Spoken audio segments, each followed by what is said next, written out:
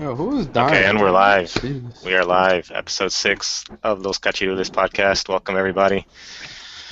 We have our normal panel, Christian, Joel, Juan, Ronnie, and our special guest for today, Catracho, Yo. Honduras fan. Welcome, everybody.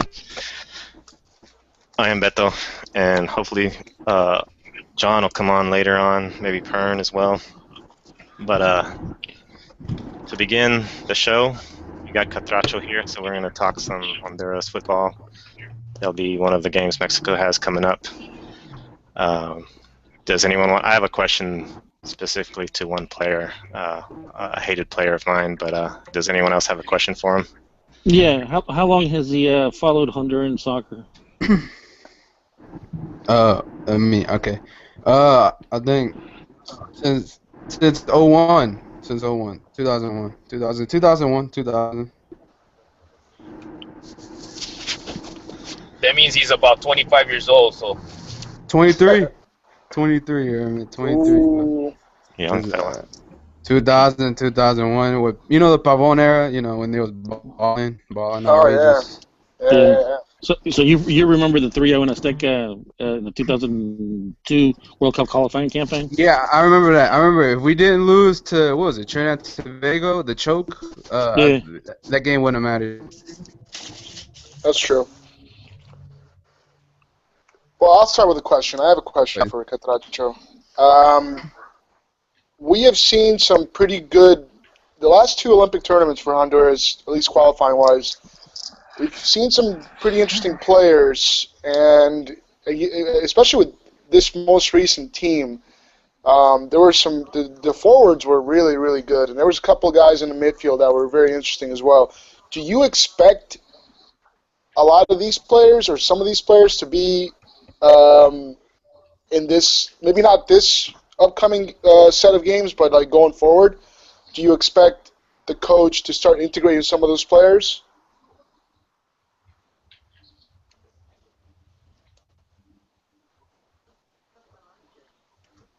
Yeah, what just happened?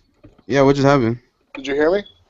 I heard. I think. Well, the premise of the question was, you asked, do I think these young kids, the U23 kids, gonna make a difference on the national team? Yeah. Do you expect them to sort of start moving up and have that sort of generational transition? I think you're gonna have to. There's not that much. There's not that much depth whatsoever at the national team right now. It's if you just look at the midfield depth, the age is just the midfield right now. We're looking at a lot of, a lot of 30-year-olds, 33, past their prime. Right. And so and a lot of these players like Oscar Salas, Herman Mejia, who wasn't on. There's a lot of players that didn't make the Olympic team that are really good, that could have made the Olympic team. So there's a lot of it's a good log jam. It's a lot of talent, but Brian Acosta, he's already on the national team. He's gonna start. He's 22. Oscar Sa's another name. Let's see, Michael Chirinos, underrated name. Expect a lot of those young kids. João Benavides, another kid. There's a lot of kids that could make this national team.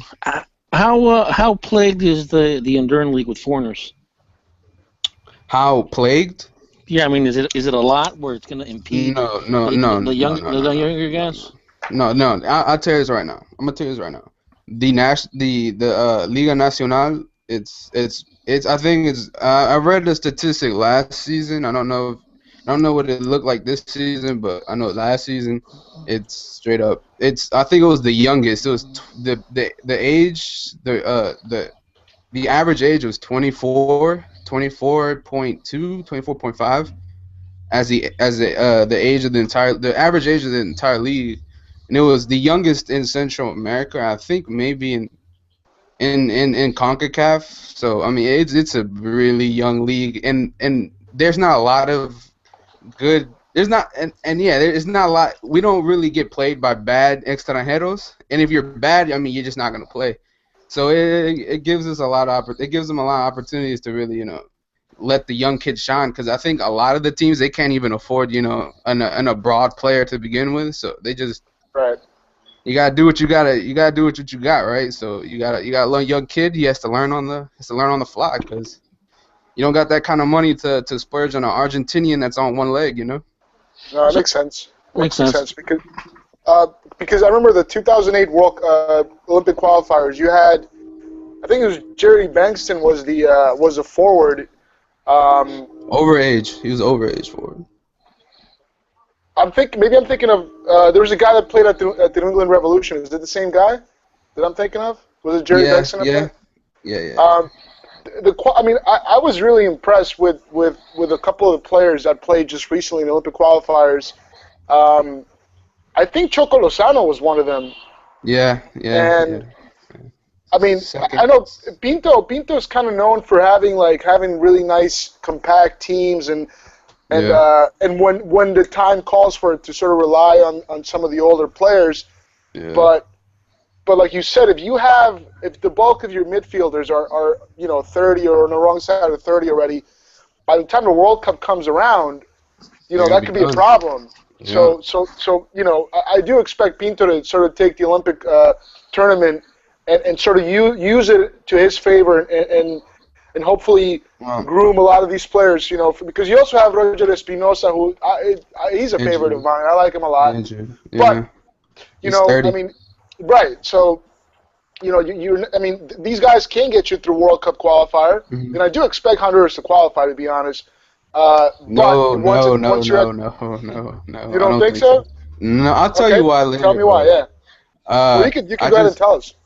Oh, okay. Well, look, this is the thing though. There's the gap between, let's say, a 30-year-old and a 25-year-old is just not that. You don't have anybody that can come in and substitute a Roge Espinosa, or because the gap right now, you have 30s and then you got 22s. 23s, nothing really over 24, and the players that got called up for this World Cup qualifying, you hear me? They're like they're 25, 26, but they're not good. They're not playing whatsoever because they lost their jobs to these younger players that are not being called up. You have Oliver Morazan, you have who else? Oliver Morazan and Arnold Peralta. These are two players that got called up to the national team. Oliver Morazan and Arnold Peralta. Peralta was on the U23 team that went to London. Right. I remember that. He lost his job. At Olympia. He hasn't even played that much. Neither has Oliver Morazan. They both have not played that much, and they lost their jobs to El Paton Mejia, who's 19, 20, who didn't get called up, but he's a starter, and Oscar Salas, he's an automatic starter on Olympia. He's 22, 21, and they both. I expect for both or one of, at least Oscar Salas, he's not going to stay in Honduras for very long. He's ready to leave, and he's primed to leave, and expect him to be on the national team by. If he has a good tournament, which I think he will, expect him to be on the national team by next summer. Easy.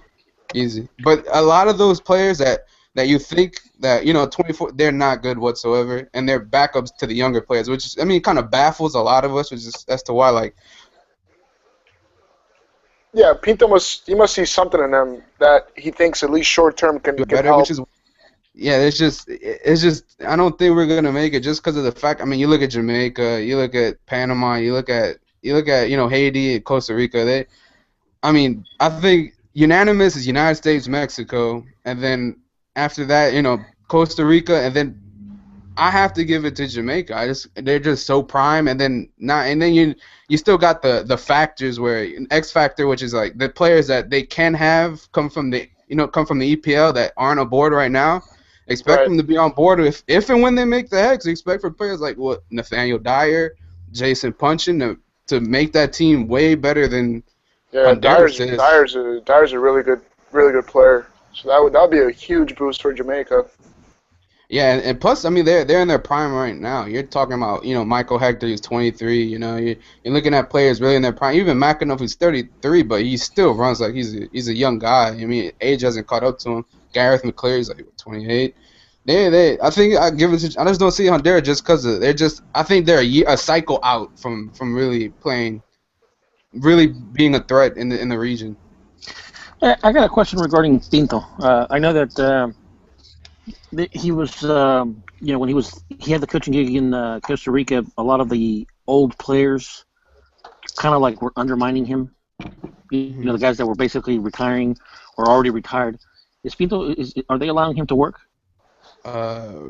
Yeah. Pinto has all right now. It's basically he has all the power right now. I don't think anyone can really get in his way right now. This old players are not. I don't think the old players of right now have that kind of clout or kind of that kind of power that maybe the Costa Rican. Yeah, like one chop. Being like I remember he was. I mean, he kind of went after Pinto, and I guess time put everybody in their place. But he's on a come so he can take his job. Yeah. Yeah, exactly. I mean the assistant is Amado Guevara. He's not. I remember. Yeah. He was good. Yeah, but he's not exactly a coach like Pablo Wanchope. That has an ego or has that qualifications that could really coach. Amado Guevara is just kind of there, and then you have a couple other people that his assistant right now, aside from Amado Guevara, is like the one that he really wanted instead of Wanchope. So. I don't think you have that problem. Hey, so I got a question on. Oh, go ahead, Ronnie. No, I'm just wondering if do you think that Pinto is going to do the same thing when he goes to play in the.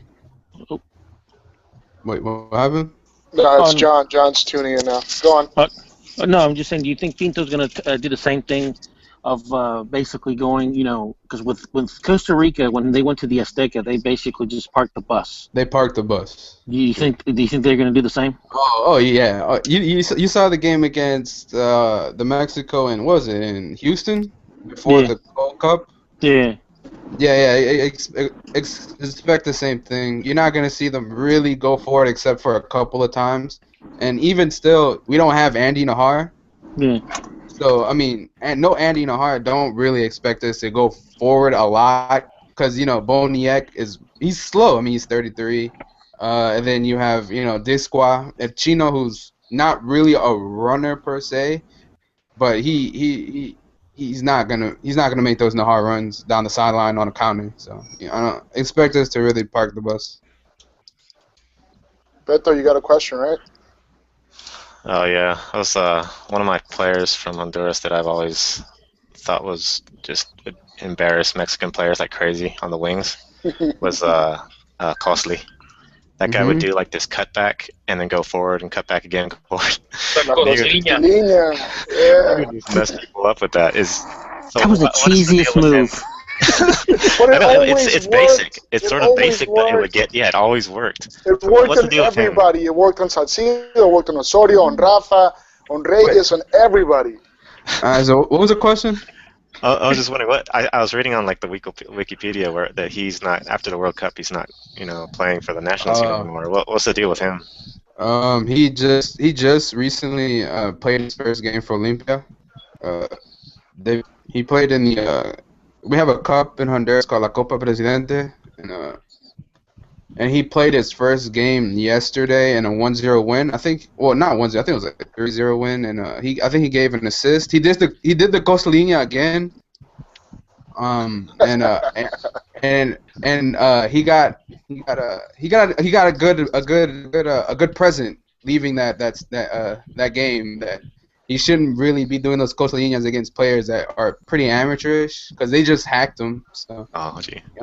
Yeah. So no, he's working right now with Olympia, and I think you'll probably see him again if we make the Hex. Expect him in the Hex. I guess one last question for me though. I see that there's only 2 players applying their trade in Europe, and that's Emilio Igarri. Oh, he's like, okay. And Choco Lozano, which is in Spain. Andy Najar, too. What's that? Andy Najar, too. I don't see him on there. He's not on the national team. He's not on the national team right now, which is a question I want to ask him, but go on. Yeah. How many players are playing their trade in Europe right now, aside from these 2?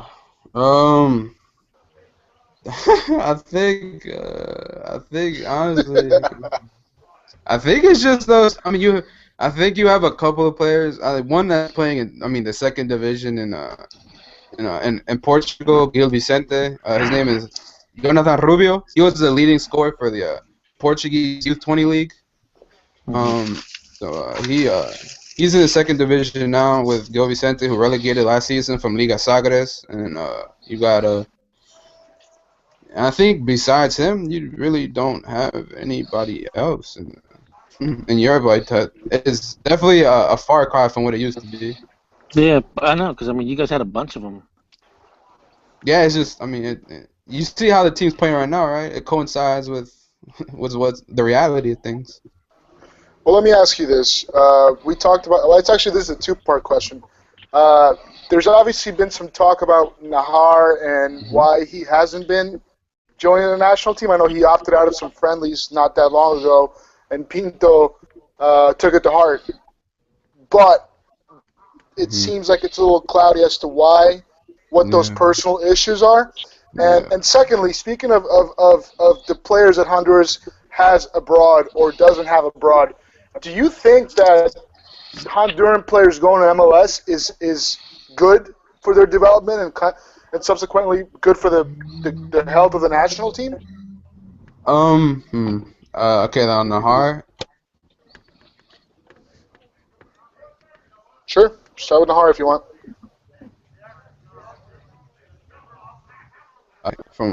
Okay, hear me? Okay.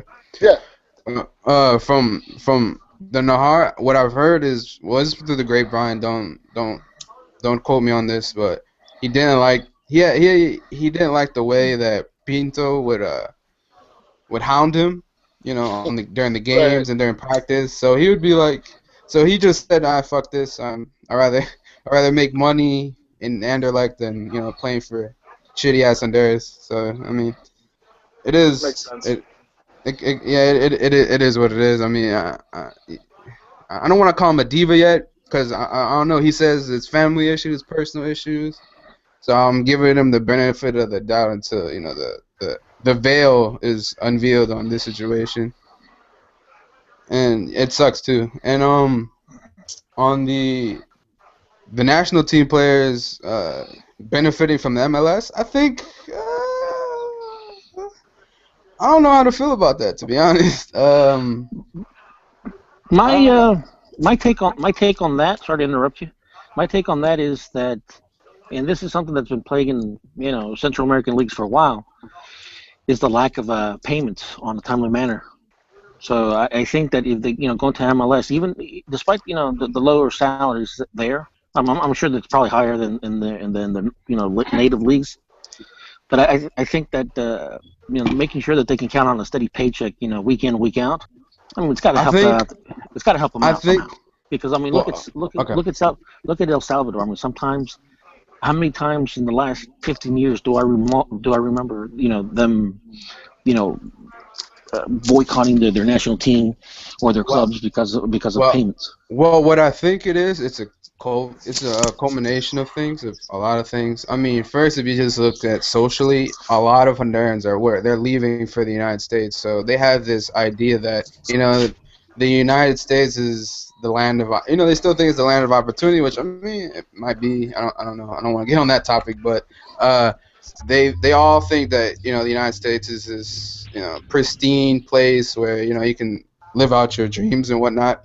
While on the other part, I guess it's the money, but it's also the transfer fees. I mean, MLS is realistically the only league that's gonna shell out a million, a little bit over $1 million to a greedy ass owner for a player that's probably not worth $1 million. But since it's Honduras, they gotta have their money.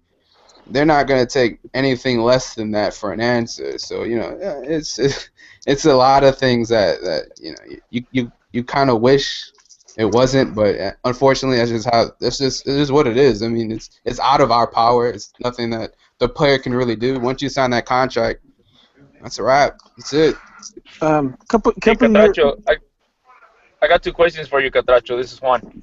First, I want to ask you, what are the big clubs in the Liga Nacional, the Honduran league, that that kind of Do they have like a team that dominates the league, Yeah, yeah. or and also like which clubs produce a majority of your national team players? It's Olympia definitely. It has to be Olympia.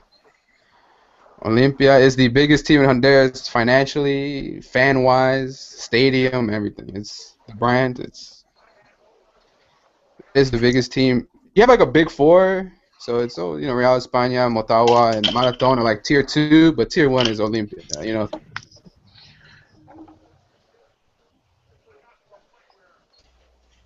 Hey, Catracho, this is John Jagu. It's sorry I joined late. Had a volleyball game I was working, but thanks for joining us. Real quick, I do have a question, and this is a question that I asked Pájaro when he joined us last week about El Salvador. Does it bug you that Honduras plays so well against United States or Mexico, or even when they played in the 2010 World Cup when they played Chile, they kind of played a little better, and then just totally crap the bed against No, not really. It doesn't really bother me. I mean, yeah, it don't really bother me because you kind of just learn to accept these kind of things. Honestly, it is. Yeah, I mean, I come in with a level head, so it's like if I think they were gonna, actually, just straight beast, I'll just be lying to myself, to be honest. And and then it would hurt, But I have realistic expectations of the Honduras national team, so I don't really get hurt that bad anymore. But but if you ask a regular Honduran, yeah, he'll probably shed some tears and be like, oh well. Yeah, it sucks a lot. It sucks a lot, but I keep it all the way 100. So I kind of brace myself for that situation. I was like, as long as we don't get embarrassed, we'll be alright. Hey, Catracho, to follow up on John's question, do you think the Honduran, the national team players and maybe the fans, do they prefer the role of the spoiler, or do you think do they enjoy that role more than they would, like, let's say, maybe like winning a Gold Cup in CONCACAF, or qualifying out of the region? That's a good spoiler. You think just to be there and just to ruin someone's parade? Yeah, maybe like, let's say, beat Mexico in Azteca, or kind of put them in in hot water as far as their qualifying campaign. I think opponent is what the situation is at hand. Honduras. Yeah, no, I don't think they really enjoy the spoiler thing. I mean, it's a win is a win. A win is a win. I guess for Mexico it's a little bit sweeter because people still got that. People in Honduras still have that perception of Mexico. And the hate is pretty real, but not like in a sense like that we're gonna fucking fling shit at you. You know what I'm saying? But seeing them beat Mexico in a game that's important for them, it might heal some wounds for them. But for me, it doesn't do anything. If we lose 2 straight games and we're out, beating Mexico just does not do anything for me. But for regular people, it probably does. How great was that game when Osvaldo was asking you guys to hold off a little bit, to stop scoring I remember goals? That. Was that an awesome experience for you? Was it awesome? I think just the win. I think the win was more important. The win was definitely more important. I think I definitely don't. I mean, him waving his finger like no mas or whatever. What did he say? Yeah. I think. I mean, it kind of shows more about Sanchez than. Absolutely agree on that. I mean, come on, man. Just keep playing the game, man. Ain't nobody gonna stop for you, man. What's up, Slicka? How you doing? This is Fernando. Turn dog. Whoa, what's up? What up, man? That's Hey, so how? I don't know if this question been asked. Just barely joined. How y'all doing, everybody? By the way, so how did you react when you saw the new list that Juan Carlos Osorio released today? Did you pucker up? Wait, what happened? Did you pucker up as you read the list? Chichadios was like about to space the field. What do you mean? Wait, what? I don't get that question. I think what he's wanting to ask you is, did you like shudder in fear when you saw the list that Mexico came out with? Oh no, Essentially, no, the same no, players no. that lost to Honduras in the Azteca. No. Why would I put in fear? So what are your ties with Mexico? I know I know you from the BSMX. Are you? I mean, I don't think that I would. There's no reason to really put in fear. To be honest, I mean. Okay, so Honduras has made it to the Olympics in 2012, and they had a really good campaign. They got out of the first round and gave Brazil a hell of a fight in the quarterfinals, and they've done it again. So, do these players? I mean, what is their path? Do they stay in Honduras and play with Olimpia and Marathon or some of those other teams, Oh no, or no, some of no, those guys move no. on to? They move on. I think the younger players move on. The younger players have to move on. I think they know that. Some of them have already, but they absolutely know. The older players, they come back, and it's the cycle. How many of the guys that won the Olympics or that qualified for the Olympics are going to be playing in this upcoming 2-game call-up that's coming up next week? Just off the top of my head, you got Crisanto, the black dude that went crazy. Yeah. You got Luis Garrido, who's at Houston Dynamo. I think he'll be back in Olympia, unfortunately. You got Mario Martinez, who's playing in bumfuck over the rainbow Egypt. So he was on that. He was on that team. Honestly, Jerry Bankston, if that counts. Minor Figueroa too. You know what I mean? So it's definitely like 5, but the true core of that team, it fell off by the wayside. Yeah, that's natural. That's always going to happen. I think we've all seen it, especially like with our team as well.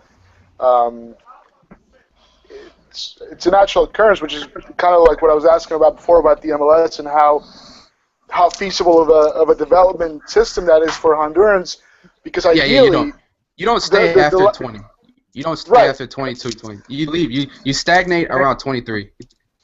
Yeah, because there's a lack of competitiveness in the region as a whole, but it's highlighted really in Central America and the Caribbean, during these international tournaments, quote unquote. But if the players are not able to move to Europe, which is ideally where they can gain that competitive feeling and really test themselves out, if that's not an option, or if it's too complicated, or it's a really less scouted market, then one would think that MLS would be one of those possible avenues. But it's a backup.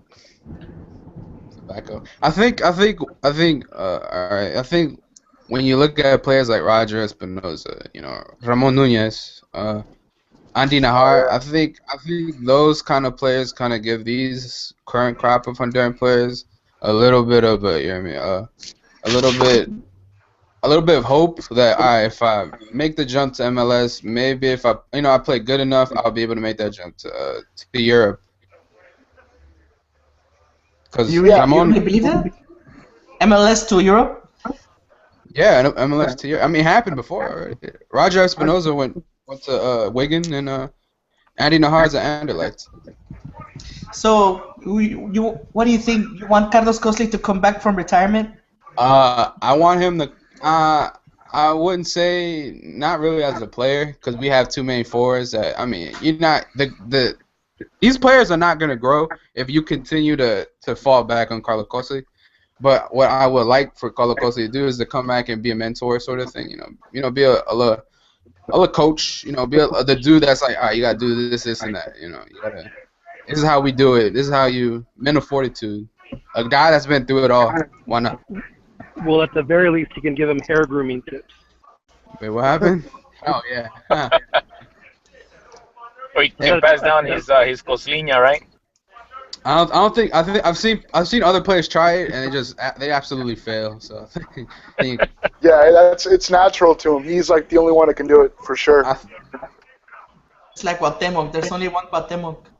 Hey, Another question for you, Catracho, is Other Poppy. when I was, I guess about 10, 15 years ago, I was scared to death of the Pantera. He was a great player. Oh, yeah, and he Suazo. did. But Suazo. is there anybody coming up in the ranks that Yeah, has that kind of yeah. talent? Yeah, Albert Ellis. Albert Ellis. Oh yeah, he was very good at the Olympic qualifiers.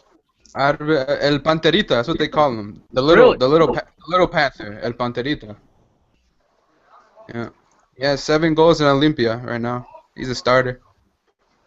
Does he have the same kind of build and speed and? Build? No, he's taller. He's not as muscular. I don't know if that's a word, but he's not as built. You know, he's not as built, but he has the speed. He definitely has.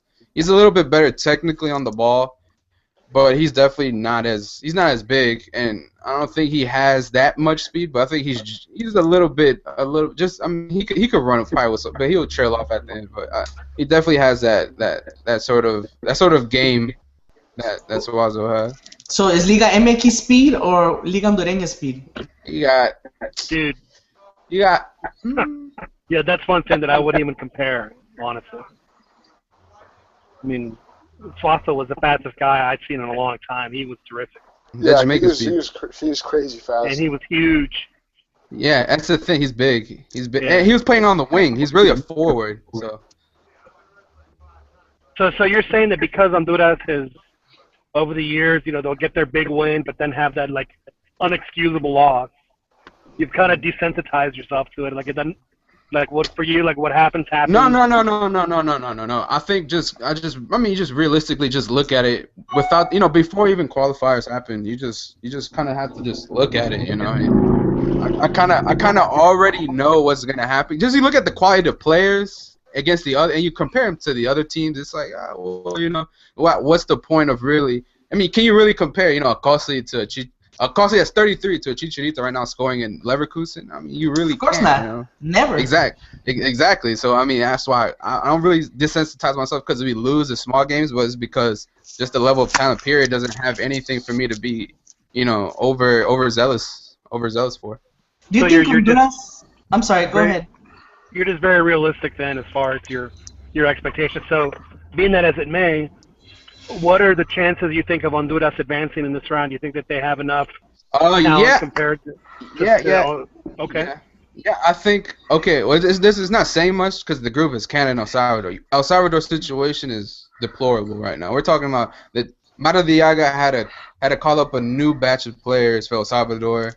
We're talking about El Salvador that has they probably don't have any. They've never played with these batch of players ever. It's really weird. You have a lot of young players. This El Salvador team is literally they're on another level of I'm not saying bad because it's not because they're playing bad, but it's because of the administration is just it's bending them over. So they have situations outside of the field that makes them worse than Honduras is currently. And you look at Canada. Canada's just Canada, just to be honest. Canada's Canada. Even though they added Junior Hoylett and some other kid, I think Canada will give us if we do not win in Vancouver, I think it's gonna be a problem. I expect Honduras to not honestly. It's gonna be a problem. Hey, quick question. I'm sorry. Good question. So you know how Mexico sometimes has that problem that they scoop to the level of play of the opponent. Does Honduras have the same thing? Yeah. Oh, yeah, dude. Have you not seen? You play Haiti. You play really bad. They tied in Jamaica when Jamaica had nothing to play for. What you talking about? They made it to the Gold Cup final, man.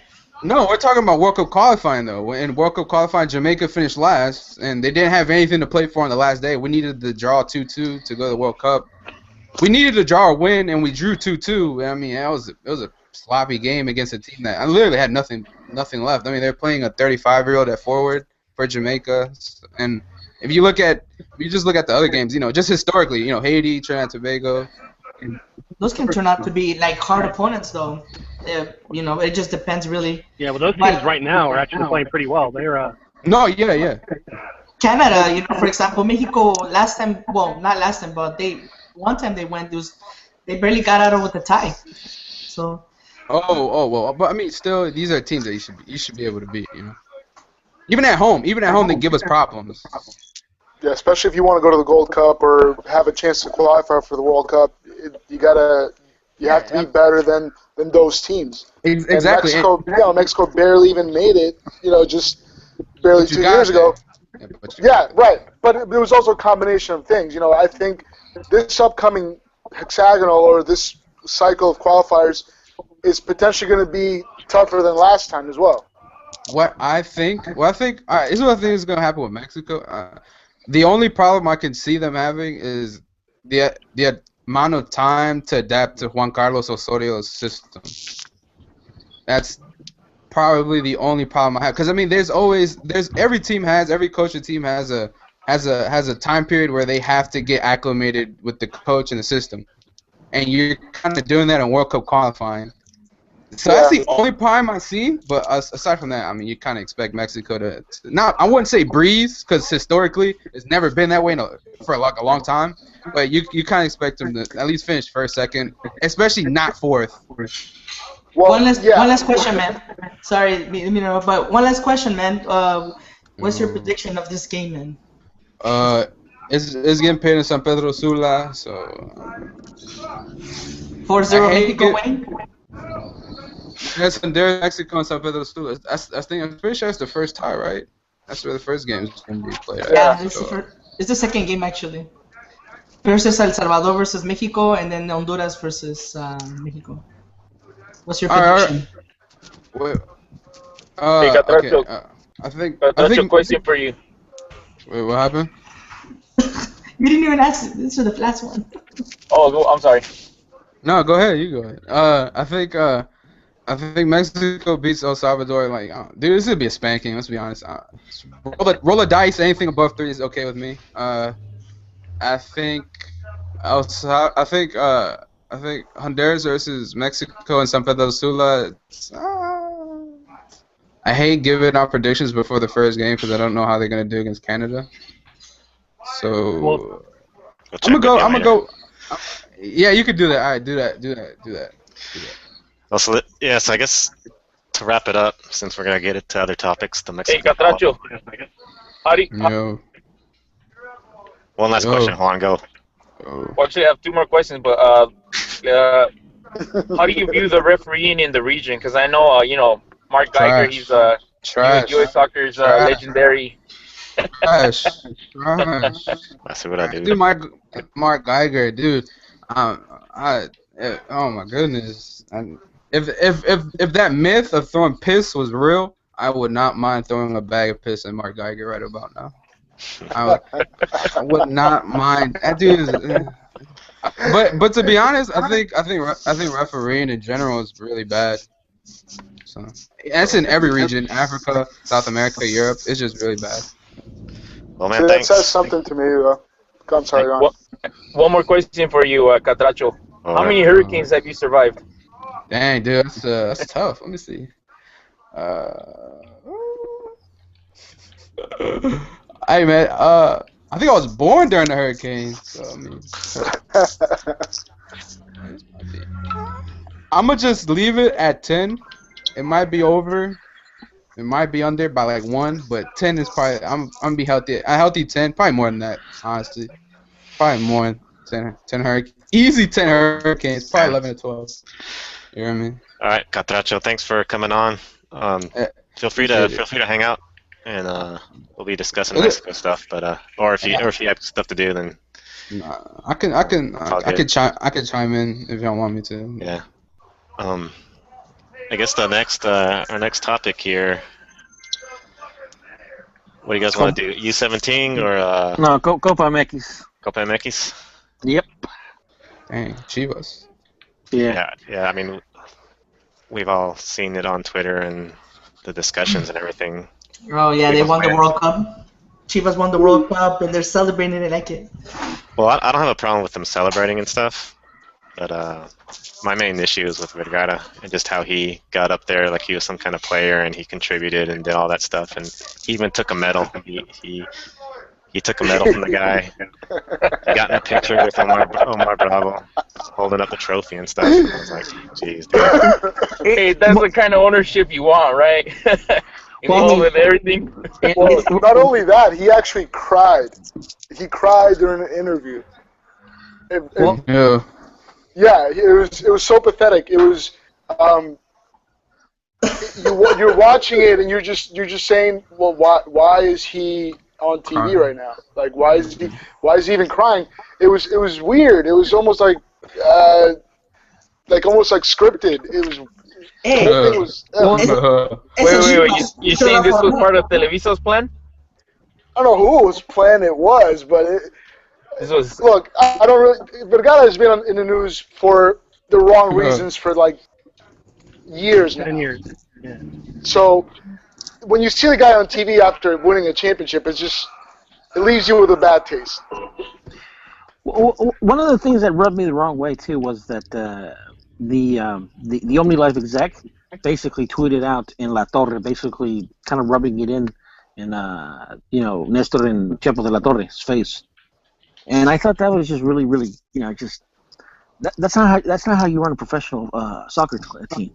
It's distasteful. It is. There's one thing to there's ribbing and stuff like that. I understand that, but obviously if there was bad blood between them, just leave it be. And I saw their true colors. And I don't want to discredit the tournament because it is getting a little bit better, but you're not going to wipe away your sins winning this. Let's just be honest. You're not. Cruz Azul has won the Copa MX. They've won the CONCACAF Cup, the Champions League, and still they're in the predicaments that they are because honestly, you have to win the league. And they can send out 5,000, 10,000 people over there at the Minerva and celebrate like this is some sort of accomplishment. It's not. And they better win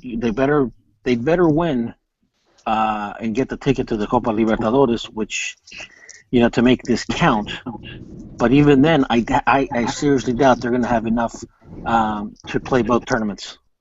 Yeah, for sure. They're a very thin team because there's the gap between. Well, the perceived gap is that the younger players are. There was the talk that Chepo sort of let them play too and gave them minutes, but. Hey, but the young players, when they've gone to Libertadores, they've done well actually. Like that's true. That's true. The last few times, I think in 2006, without like 6 national team members, they. But that's apples and oranges now. It's a different team, different circumstances. No. Yeah, right. And but before, I think it was 2010 that with Omar Bravo, they went all the way to the final. I think after the whole SARS the whole SARS thing. Yeah, they gave them a free pass to the knockout stages. Right. The best I remember them playing was when Galindo had them in the 2005 edition, 2005-2006 edition, where where the whole Boca thing in Boca. That I thought was hilarious, but I think it's sending the wrong message. The front office. Did you root for them in that game, though, Ronnie? What's that? Did you root for Chivas in that game? No, I didn't root for them. I didn't root for them. I just wanted to watch a good game. Mm-hmm. All right. Hey, another thing on this on the aftermath is Feitos and I tweeted it out to Ronnie. I think tweeted something about all the hate to Chivas about it being like a secondary cup or a lesser cup is just upset and jealous Americanistas, and that's just messed up. That's just like Jose Ramon talking there. And that did you like my photo? Oh, jeez. The meme. And it's funny because I really don't make memes. In fact, I think that's probably my first meme I've ever made. But I had to make one. It was, and I just remember because I saw the movie a couple nights ago. It was on TV. Shallow Hal. Shallow Hal. And it's just and it had the clip of what's her name, Gwyneth Paltrow when she's thin and when she's kind of like the gordiwapa. And so obviously. Staying away from gordiwapas. So Free Blackbird. Yes. Copa MX is for Gordi Guapas. I mean, that's really what it is. It's a confidence booster, like Chicharito scoring in mediocre Bundesliga defenders. No, I'm just kidding. No, but yeah, I mean, I agree. It's a lesser cup to an extent, but they're proud. I mean, they beat Leon. Well, remember, Cruz Azul was proud too. Cruz Azul was proud of Cruz Azul was proud of the Champions League. They were proud of the Copa MX.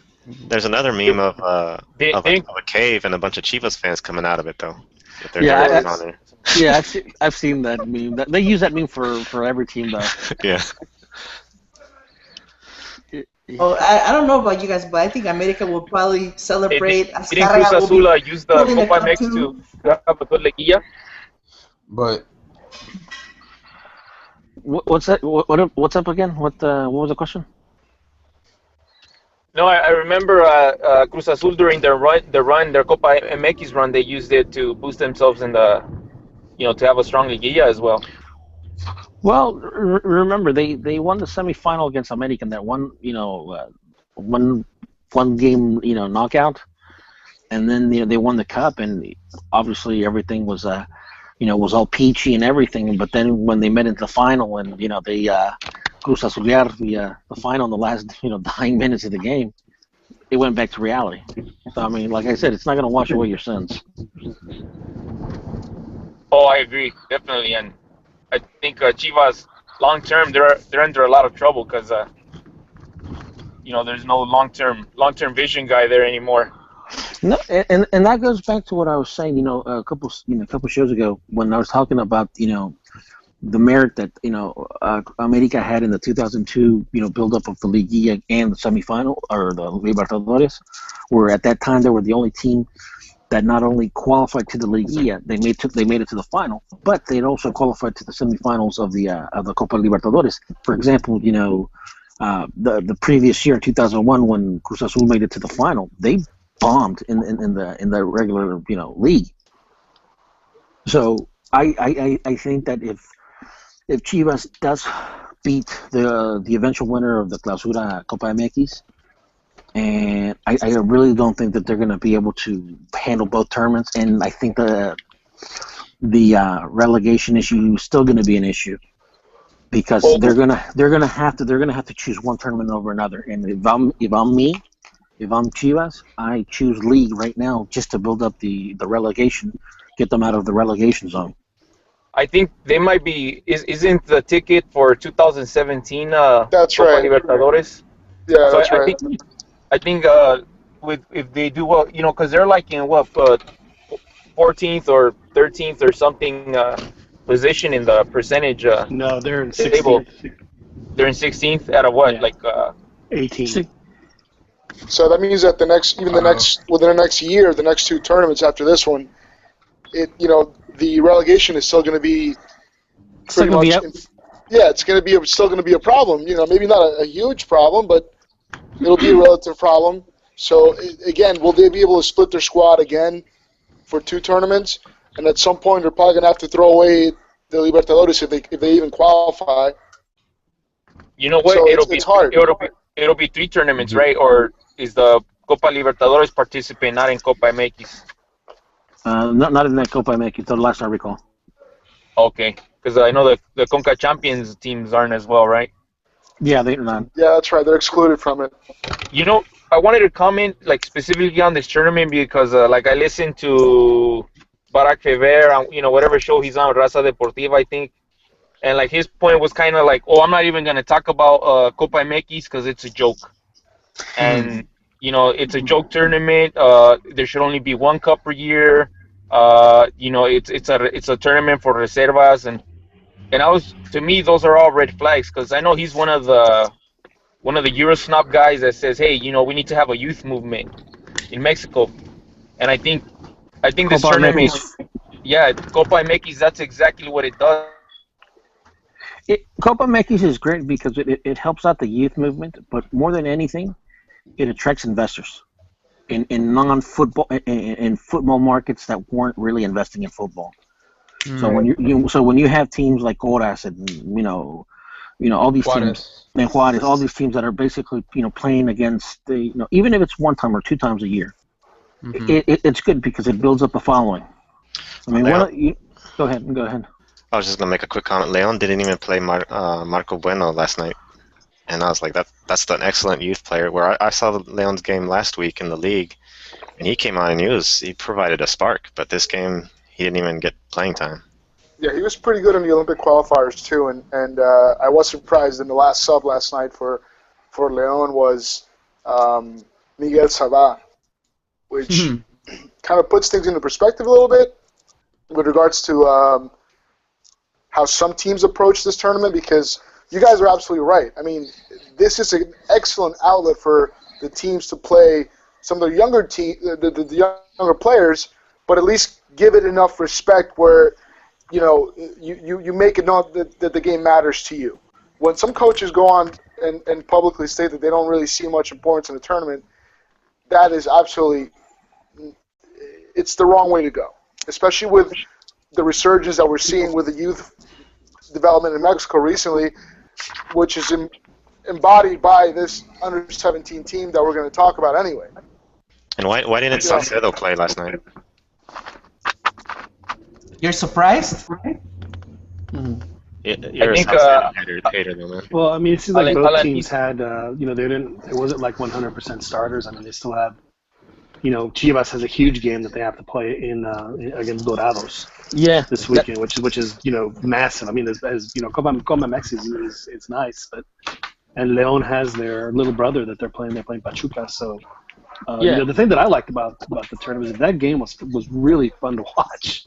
I mean, it was back and forth, and both teams had some really nice chances to score. They got Chivas got a nice goal. It was pretty funny to see that guy out there, just trying to get any kind of positive publicity with the way he was acting, just to get his name in the paper for something good, which is whatever. I mean, I understand why he's doing it, but I mean, I like that. I mean, any time that there's a tournament like this where like Ronnie said, where it gets to places that we otherwise maybe wouldn't see on television, or gives a chance for other players to play. This is this Copa MX is. I mean, they have what do they call that thing in England, the League Cup. Yeah, the Carling Cup or the Mill Cup, whatever exactly. It's called nowadays. And then they have so they play two cups, right? They play the League Cup in the fall and the FA Cup in the spring. Oh my God, no one seems to have a problem with that. Well, no, right, because the criticism with the difference with the Carling Cup is that's the big teams take that serious towards the end. Right. No, I understand. Which is what you should do. I mean, which is what you should do. My big issue with Copa MX is just the fact that they have way too many games in the group stage. It's ridiculous to have as many games as they do. Yeah. No, I agree. I don't mind having a group stage, but I mean, to have a home and home when you have like 6 other teams in the group, that is it's excessive. Yeah. Yeah, it's a little excessive, and they're all and I understand why they did it, but if they could just limit that and maybe do a thing where they just do a straight up knockout tournament where it's. Well, what do they have? 34 teams, so like they have like 2 play-ins, and they make it 32 teams, and just go for it. I think that of course that's going to be less games, so it's probably something that they wouldn't do. But just to mix it up, I mean, to have both formats for both seasons, I think is a little much. So I mean, they have certainly ways to tinker. I mean, that's what I thought. It'd be great to have the Liga MX and the Ascenso MX play the 2 leagues up here. That'd be fantastic. But my question is, what cup anywhere in the world has a group stage? None. I don't see. Yeah, that further makes a point that a group stage in a cup makes 0 sense. It should always be knockout from absolutely. day one. From day one. No, it's maybe that's part of the plan, no? Like to sort of maybe establish it and then maybe tweak it later, because it would make sense to do this once a year. There should be 1 cup. But then you'd also could say the same about the league. There should be 1 league.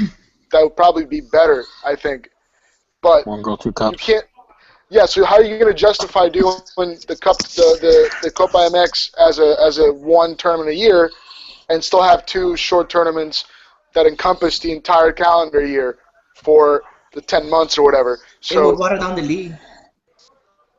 I don't know. I mean, I don't know. I don't have any idea right now what could be done to sort of maybe, I don't know. If you got two chances to win the Mexican LigaMX league, to win that one, you have 2 chances per year, but you only got 1 chance of Copa MX. It's obviously gonna make the other cup more important, At least it will. At least that's my opinion. Well, I mean, if anything, maybe what it'll do for the teams is, is for a guy like Cachirules, hey, you know what, these young guys are actually pretty good. Maybe I ought to play them more. Any chance we can get the younger players that always get blocked by promoters, or a team has 9 foreigners on the team, they got to play 5 of them. It's just stuff like that. Is there any Chivas fans right now, like on the call? No. Nobody cares. Joel's one, Bresa's one. Who else? Christian. No. Oh my! I thought they were celebrating right now still. They were in Guadalajara. They went to see the parade today. See, that cracked me up. It reminded me of when Real Madrid had the parade for the Copa del Rey because they finally won something. Instead of Barcelona for the first time in however many years. But my question is, do you have? I don't want to rehash this because I feel like it's been probably talked about ad nauseum. But do you think the homegrown rule for Chivas is what's hindering it? Because it's pretty hard to. Not necessarily. I think that personally, I think that the fact that they only play Mexican players makes them have to pay a premium in the market. I get that, but my thing is then fucking just pay the premium. Pay the premium and get the best players. Mm-hmm. Well, they've spent money, but they've spent it kind of in a very weird way because the players that they spent money on, they paid $10 million essentially for Brizuela or something like that. Something exorbitant amount of money, and they claimed that Oribe Peralta was not in the market, they wouldn't sell him, and then he ended up going to America. So it's a weird thing, but on the real, as some would say, Chivas has always found a way to compete.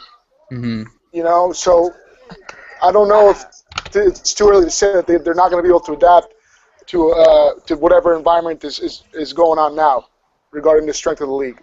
Well, I want to add on to what Christian is saying. There really hasn't been money. Chivas has been losing money. I don't know if the club or just Vergara, but that's been one of the reasons why some seasons he would say that no one wanted to sell. Another season he said the fans were the refuerzo, but he was even having problems paying the stadium. So that's kind of why you have Higuera. And the whole Angelica Puentes thing plays into it because she was stealing supposedly from the Omni Life. Right. So there's been money problems that they just haven't addressed. They're not gonna say it. So that kind of affected because they would sell players, and then they wouldn't replace them. So you'll end up with very inexperienced players. They weren't able to step up, and that happened a lot after they got rid of Tapatio. They just had the players from the under-20 and the under-17 leagues, and they weren't ready for first division. And it was one of the things that also affected Fierro because he just wasn't ready, and they were throwing him in there. And then that's all Coras comes into play as well because then they were trying to get Coras, they were trying to buy it, but they ended up having some sort of deal. And that's where Delos Lopez was playing. So, I mean, that's been Chivas' problem, not they're broke. Somebody brought up a very interesting question that I thought we should ask the panel here is, how do you build cup prestige? That's actually a question. What do you guys think? Well, just start winning. I mean, that's really the only thing. You have to start winning. And one of the comments earlier today that's saying that, I forget who said it, but saying that, Chivas has usually found a way to win. I would argue that. I seriously would, and for the sole purpose of they went like 17 years, something like that, without, winning a title. They like the last one that they won like basically from like in 1970, and then they didn't win one. In fact, let me look it up. So I mean, they've gone through huge spells after the whole Campeonísimo. They've gone through huge spells of not being able to win. I think 10 years is the most they've gone. No, they last won one in 1970 or 71, or maybe even 69. From the 80s, though? And then they didn't win one again until 87. Look. From 1970, from 70 to 87, that's 17 years. And then from 87 to Verano 97, that's 10 years. And then, the last one was 2006. So basically... Yeah, it was 10 years. Yeah, they're right on schedule, so they won't win one again until 2024. And but that's a better record than Atlas. Yeah, that's true. That's true. So I understand why they're still considered the Big Four because they have produced some good teams, but eventually, I mean, they haven't been consistently. They've been like Cruz Azul. Cruz Azul had that golden, era in the 70s, and then, I feel bad for Cruz Azul because they've actually been consistent. They've put themselves in positions to win. They just screw it up. Ronnie, would you blame Billy Alvarez? You know what? If I may, I'll make the analogy with the Buffalo Bills. They went to the Super Bowl 4 times, and some people lost all of them. Yeah. The fact that you can get in a position to win. Yeah, it's in the grand scheme of things, it does say something. Now, right now, Billy Alvarez, the team, they haven't put the team in a position to win. They made like 4 or 5 finals, in 2008, 2009, and then obviously 2013. For years, Cruz Azul is a team that they would they would do really well with the players they would bring in. Yeah. And lately they've been striking out and whipping, and that's why they're having problems right now. But you're right though. I mean, over the past 10, 15 years, they're always in the thick of it. And whether they make final, they always seem to make the Liguilla at least, so they're in the semifinals or whatever it is. It's just they just can't. It's they're finding new and dramatic ways to. When you lose as much as they do, you have to start getting really creative. I mean, Mexico's the same way in the World Cup. I mean, Mexico's lost around the 16 games, and each one of those has been a completely different way of doing. Yeah. It's so they're. So. Last thing regarding Chivas, they face Dorados, which is a key game because both of them are in the relegation zone, and then after that they play Santos, which they're still in the running. They're still in the running for the Liguilla, the playoffs. Honestly, it's going to be interesting to see if they don't make the playoffs, how much they're going to be bragging about the Copa MX. That's kind of like what I want to see, because I mean it just seems like a lot of the remarks that that the players have been saying and Vergara have been saying about the cup and everything like that. It just seems like they were premature. I think it'll just fade away. America won the league not too long ago, so it's still fresh in everyone's mind. But not fresh in my mind. Did they win the league? Yeah. I have a question though. Do you think is it going to take a golden generation for Chivas to be back to where it once was? I think they just have to be shrewd. I mean, like Jolie said, it's unfortunately for them that they've, the fact that Vergara doesn't have any money in a team like Chivas to me tells you that has been terribly mismanaged.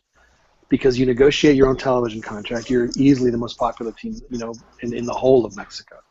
So you should be able to do very well with that. I mean, and if you don't have to go with Televisa either. I mean, you know what? If ESPN wants to overpay, or Fox, or anybody else, then so be it. We'll take the money. So the fact that that's happened, I think, is really just shameful. And the stadium has just been a complete disaster. I mean, it's like did they not do the studies, like traffic studies and this and that? I mean, if Sunday is the bad day, and there's only like a 2-lane road to get in there, then play on Friday night.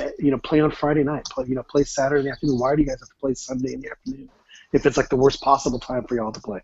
It's just some of the decisions they've made have just been baffling, and it's a terribly managed team. And I think the best thing that could happen to Chivas is if he just unloads it, makes his money, and lets somebody that knows what they're doing or the new owner hires somebody who knows what they're doing to manage. Can Vergara buy their own golden generation? They had one. They already had one.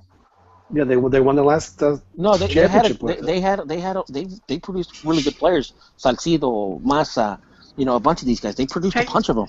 And you know what? Those came from the promotora. Yeah, and which leads me to another thing. I was going to say that the best thing that could happen for Chivas, is for the law to be upheld, and for Chivas, like not the promotora, the actual, the AC, the Asociación Civil, for them to take back control of the club. The club itself. The club, because technically they're still the owners. I mean, there's already been 3 tribunals that have said, yes, you guys are the actual owners. Vergara owns the team. He controls the team under Chivas de Corazón LLC or SA de CB or something like that, They got the Omni Life Chivas. Yeah, it's the Omni Life Chivas. Technically, the Asociación Civil, they're still the rightful owners of Chivas, according to 3 tribunals.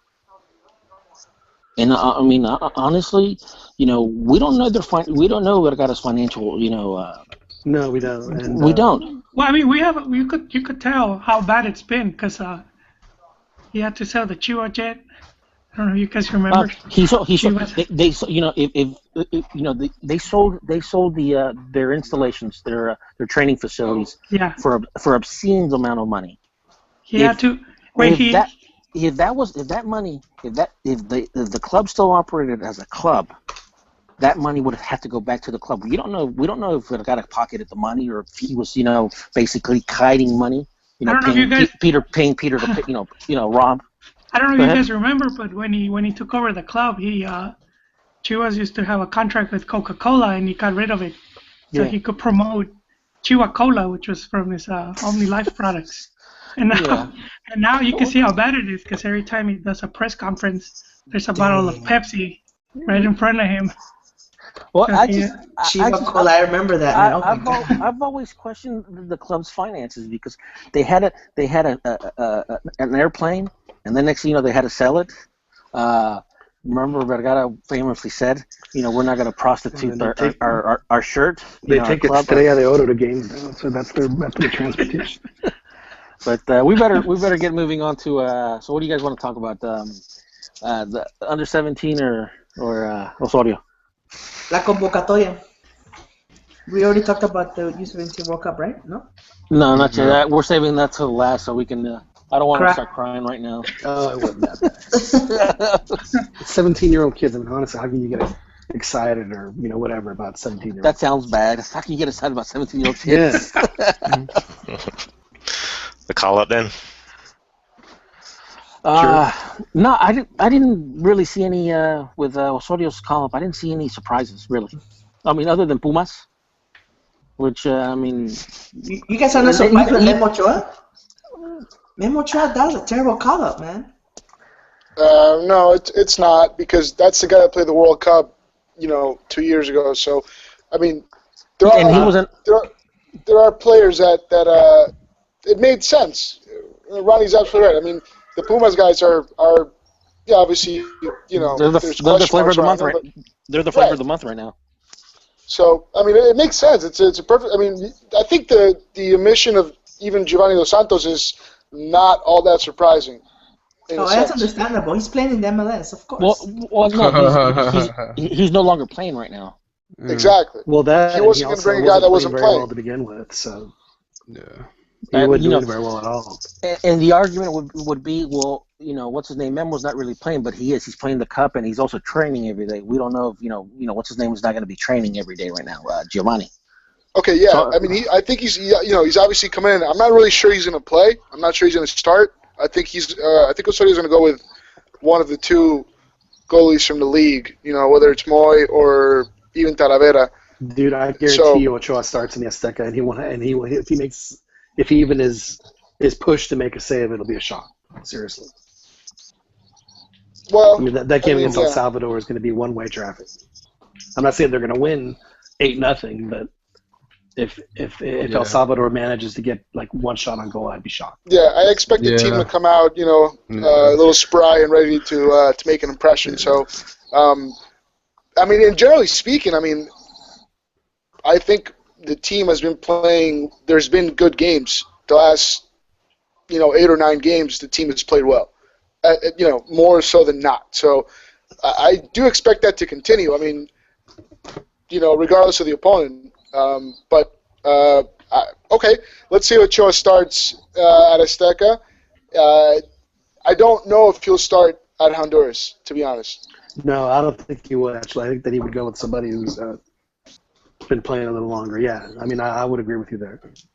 And so, and so let's say that. And then are we going to see a lot of different players for both games? I mean, I'm expecting that. And if it doesn't happen, I think I'll be probably a little disappointed. It'll be interesting. Do you think he should line up something similar to what Tuca had for the U.S. in lineup? I'm pretty sure that Tuca probably he and Tuca had a talk and said, hey, I'm sure Tuca's like, how can I help you? And he's like, so yeah, it wouldn't surprise me at all if for the home game, yeah, definitely. I'm glad that he called up Dan from Pachuca. I really am. I mean, I've watched a couple of Pachuca's last couple of games, and I mean, obviously the kid has he's explosive on the flanks, and he's with Tigres now, right? Oh shit, that's right. No, I even tweeted. Sorry, I said my Pachuca, I meant to, but I even tweeted. I think I was tweeting with Holy about he basically was serving up half goals to Gignac. Yeah. And I was tweeting that, and I'm glad that he called him up because I mean I think he's been doing pretty well. And, even then, I mean, he also called in Aquino, and that's probably a guy that I don't know if I would have brought in. I mean, he did have a good game last weekend, but I feel like he never quite made that that little jump to make all the work that he does actually count for something. Yeah. He's a very frustrating player to watch, and really the strength of the formation should suit him, but it remains to be seen if he's actually going to take advantage of the formation and really contribute, because I don't feel like he contributes when he plays for the national team, and it kind of sucks because he does like 90% right, and then then it's just like, and then it's a letdown.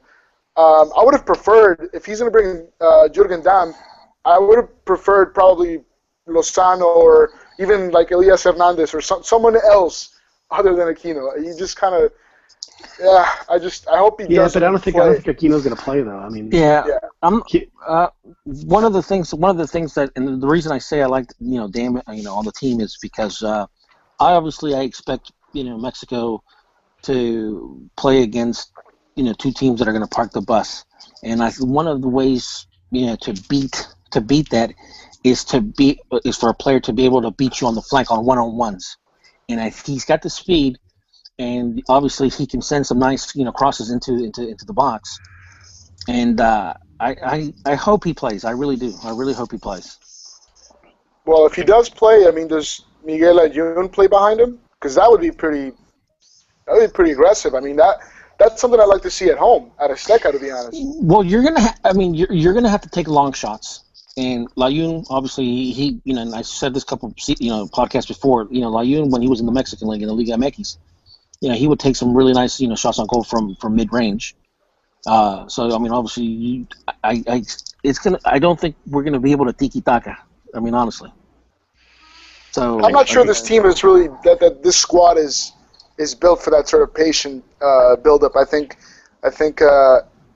we'll see something a little different. No, with Juan Carlos Osorio, it's always been kind of blitzkrieg-ish. It's always been, Yeah, well, he's even said that'll definitely suit. This will suit this player pool. He's even said that when he plays the home games, he's like, I'm there to attack. I know that they're going to park the bus. He says we're going to attack and we're going to, I mean, he pretty much said it. I mean, they're going to be running like a 3-2-5 practically. I mean, he is. 4-2-4. I think that's what he said. Yeah, exactly. It's going to look like a 4-2-4. 4-2-4, yeah. Because I mean, like the guy that even pointed out, he said Hulit can be my guy to set up the forwards like he does in Leon. He says is really good, and frankly, I mean, yeah, you guys are right though. I mean, I think that this with what he wants to do. See, and then that's why people are. I think that this isn't going to be.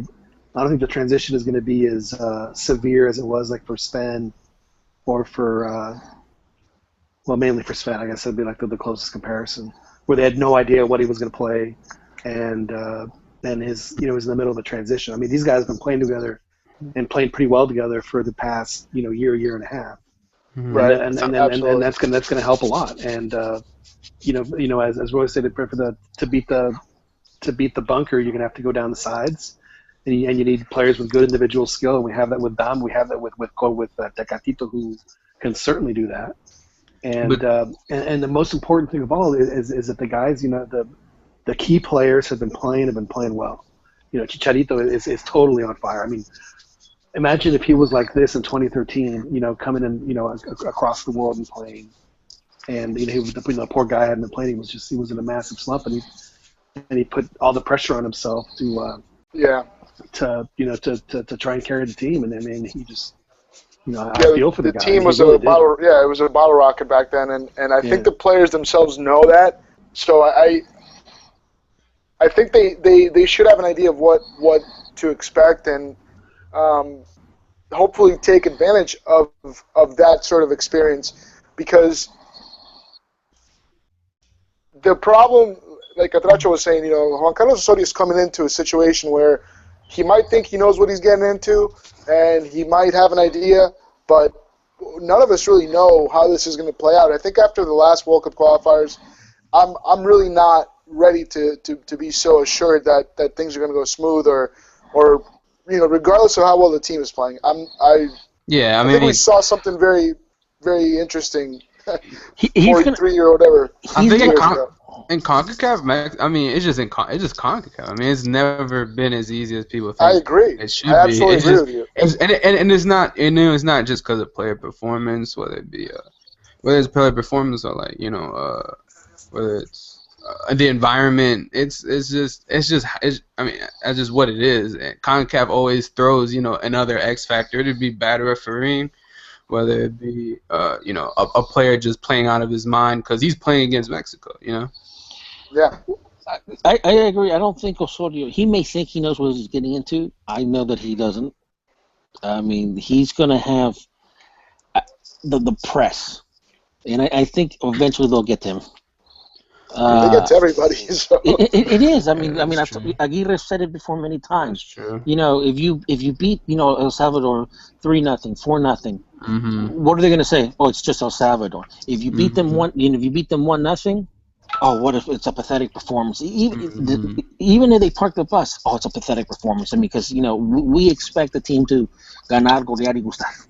Yeah, which is completely unrealistic, I think. But not because of a quality issue, simply because the other team also can do enough to complicate things. And it is. That's what it is. And honestly, it would serve Osorio to basically put aside his ego if he has one, and talk to La Volpe, talk to La Puente, obviously he's spoken with Mejia Baron, and talk to these guys and see what they faced. Because I mean, honestly, and you guys know me, I've always liked La Puente. I've always thought he was just a great tactician, and I mean, for some reason La Puente, both the club and national team, is he used to find a way when teams would bunker, he wouldn't press. He would sometimes do little cheeky things as to give the ball to the opposition and let them come out, like the mouse in the cat game, to try to find some spaces. And I think Mexico, they're going to come. I don't think it's going to be easy. I think La Puente had easier times back then with bunker teams because the teams were just not the same quality that they have now at bunker. Remind me again what happened against Angola, dude. What's that? Pern was saying La Volpe had an easy time with bunker teams. No. What happened at the World Cup with Angola? I said La Puente. My apologies. Well, I mean, certainly in the early to mid '90s, the teams weren't nearly as strong as they are now. But playing better. I mean, it's just. But look, this is the thing. I'll give you a quick blitz analysis of El Salvador. I think the biggest thing what El Salvador has. This is gonna be the matchup, if anything, that makes a difference, whether it's good or bad for El Salvador, Mexico. It's the coaching prowess of both Osorio versus Maradiaga. Y'all can't forget that El Primi has been around the CONCACAF block several times. He's beaten Mexico before with Honduras back when 01, 02. But he had a good team. He had Pavon. He had those guys. Hello. Yep. So I don't want him to underestimate El Salvador, whether it is I at don't home. think he's going to underestimate anybody. I mean, he can't afford to underestimate anybody. Exactly. His team can't afford to underestimate anybody. Exactly, and the thing also, El Salvador kind of know they have nothing to lose. If you lose, well, okay, well you lose in you lose in Mexico. Okay, well that's kind of expected. But if you win, then what? And you're looking at a lot of young players, like someone alluded to earlier, said they have something to prove. So I honestly, if this was me, if I was the Mexican delegation, I would set up the Salvadorian players in like the poshest neighborhood in Mexico City, right? 5-star, throw them hookers and everything. Just really, really, set these guys and give these guys the works. Just so they to throw them off. Well, that's not going to work. I think Catracho has a perfect point because I don't think it would work because Primi, he's such a he's really. I've met Primi before. So he's strict. He's strict. The reason I say that is these guys are in the 23. They haven't. It's a young team. So you show them wine and women. Some of them may crack. Well, I don't think it has to come to that, but no strategy needed. It should. Absolutely not. Lawrence Taylor used to do that. He used to send hookers over to his the guy who was going to go up against the night before a game. Yeah. Tell us more about that. Wait, what happened? All right, so are we done with the Osorio? Sure. Like I said, not a lot of big surprises. I think as the game goes on, if they don't score, it's gonna be a problem. I think it's gonna be a problem because you have a young kid, you have U23s, whatever it may be. The longer they think they can win this game and be in this game, it's going to get much more tougher. Well, of course, but that's the problem that Mexico has. But if Mexico gets an early goal, then all bets are off. Yeah, that's true. And that's what I think. The quickest they can get a goal, it'll probably just. Yeah, you never know because we did that against Honduras in 2013 and we ended up losing the game. So yeah, but that was. But that's different. I understand. Well, I mean, yeah, but. Homeboy decided to park the bus himself, and it didn't work. Yeah. And then he didn't adjust to Suarez's adjustments at halftime. All right, under 17 now. Yep. I'm just sad that they're eliminated. I think overall they played well. Played really well. They just need to finish, and it's the same. Played really well. Criticism, of Mexican teams. I mean, this is something Pelé said back in the 1960s of Mexico. He said that he's never seen a team attack so much, put themselves in a position to win, and not score. And I think that's always been our problem. Yeah. I think just Nigeria had a better team too. They had some good strength on the ball. I'm not disrespecting Nigeria, but you're not going to convince me, and not because I'm stubborn, but you're not going to convince me that they're a tactically and technically better team. I think they're good. Yeah. Tactically, physically they're big boys. Yeah. And they're fast, they're fast kids. But as far as tactically, I mean they. No. Mexico was the better team today. I tweeted when Nigeria scored the third goal. Mm-hmm. That stemmed out of a Mexican error. There's a time and a place. There's a time and a place to do little back heels and little tricks and stuff like that. Yeah. There's a time and place to do that, and it pissed me off that these kids at times would get a little too comfortable in the attack because they knew that they were superior, but they just were not. I don't know. It was lack of concentration. I mean, I don't know, but I think that's a. I've seen that throughout the tournament. There have been times when they sort of got a little too cute. Yeah, exactly. But they were winning the games and they were still exerting themselves on the games and ultimately coming out on top. So you sort of overlook those things because in the flow of the game they end up sort of working out. But I mean today there were some very specific individual errors that sort of it does leave you with a bad taste. Like this team did enough to really, I think, to win this game or at least bring it to penalty kicks. And no, they should have won. They should have won. They had to put away their chances, man. I mean, they should have won. Before Nigeria had one shot. It was like six. Mexico had already had 3 of them. So I mean, at one point the game should have been 3-0. But some of it you have to. I mean, it got to be bad luck. Even when they were down, man, they missed a bunch. Like who was it? The Defensa Esquivel that brought it down. Yeah, bounced off and hit the post. That was just a bad idea. I think he tried to one touch it to his across the goal to his 2 open teammates. I think that shows a lack of character because he could have brought it down and finished it.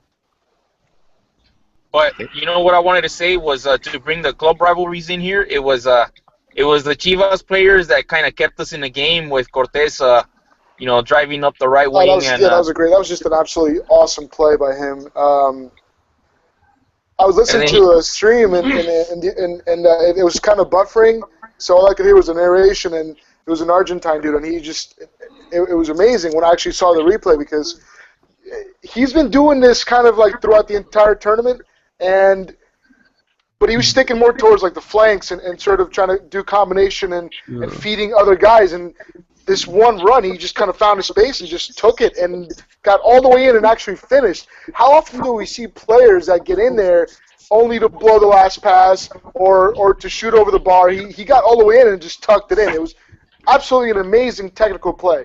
And I think he's one of the stand-up players for the tournament. You just gave me Gabriel Arellano flashbacks. I will say one thing about that play, though. Yeah. It was like a perfect storm for him. The Nigerian players were perfectly, it was like a hole right through for him, and then the Mexican players were on the side. Right through. Yeah, so the pass was there on either side for him. That's why Nigeria didn't converge on him, and then so he just cut in. He didn't even have to move the ball that much. It was pretty much a straight line.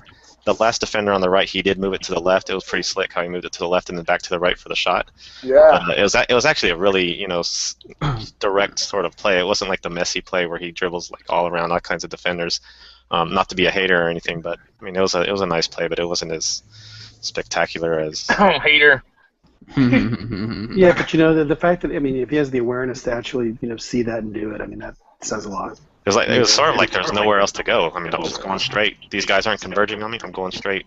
Yeah. And that last little right foot, just, sort of cut. Right, but to me, that play within itself is a nice play. But the fact that he finished it and brought us back into the game, sort of, I think, I don't know. Maybe I'm looking at it from a I kind of got on top of the pedestal with him in a way, but. To me, it was a tremendous play, to be honest. So I think it was cold-blooded finish. Out of these guys that played, the last couple of U17 teams that have gone to the final really, they've just produced just a handful of guys. Not anyone that's been like a world beater by any stretch. So is there anybody on this team that has the possibility to maybe, make it as a pro within the next 2 years, let's say, 2-3 years? For me, definitely the 2 fullbacks, I think, showed a really good all-around game, and I think really good quality. You're talking about Torres or Lara? Torres. No, not Lara. I thought Lara had a bit of a shaky game, but obviously we didn't see much of him anyway.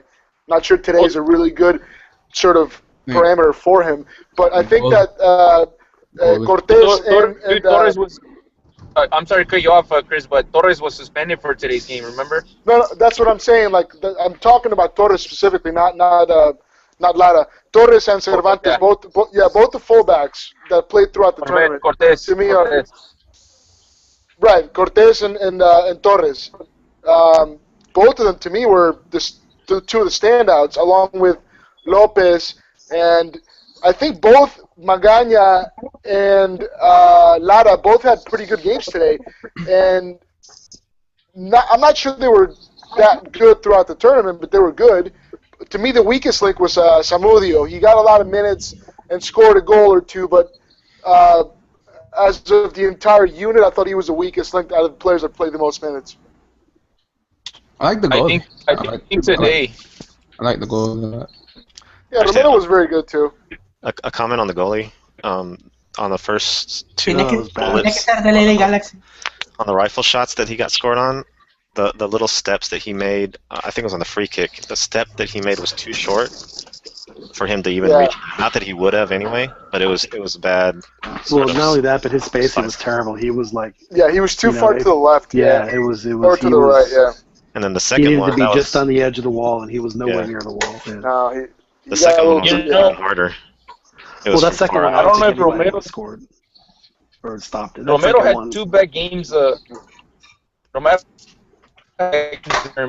he's like a real prospect. I mean, his height kind of draws attention. I mean, he leads the back line. He's very vocal. But I think just 2 bad games in World Cup tournament is pretty much in the team's dreams. But if he grows from this, yeah. Yeah, he didn't have a particularly good game today, which is a shame because today was the best possible scenario for him to shine, and that says a lot because he has been a good player throughout the tournament.